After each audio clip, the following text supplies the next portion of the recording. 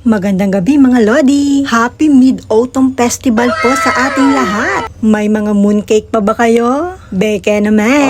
At pa rin na nga ang ganap ngayong gabi. At dahil nga wala sila amo, nagpaalam kami kung pwedeng manood ng Fire Dragon Dance. Buti naman at pumayag. First time nga na inumpong yan sa ganitong festival. Hanggang ngayong gabi na nga lang po ito. Tara nga po at sasamahan ko kayo from exit A1 ng Tinhao MTR Station. Paglabas natin, diretso ng konti para tumawid. 7:30 PM nga po ang start ng Fire Dragon Dance. Bubungad sa atin ang Watson. Kakanan tayo dyan. Excited na nga kaming manood. 6 na taon na nga ako dito sa Hong Kong at ngayon ko lang tumararanasan. Lakad pa mga Lodi ko at sa ating bandang kanan tatawid tayo. Matatanaw na nga natin ang napakalaking display basta dire-diretso lang kayo dyan. Sundan nyo nga lang po ang karamihan at hindi ka maliligaw. Tawid po ulit dyan at kakanan naman tayo.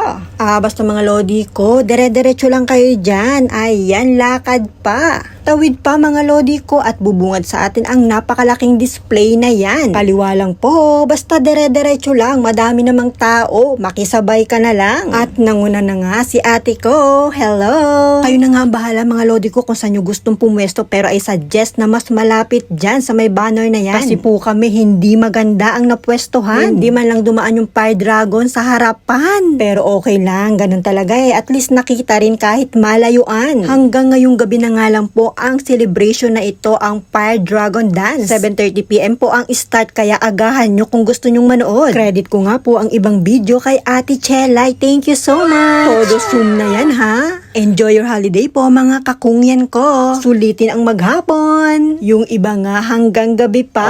Ingat po kayong lahat. Bye for now.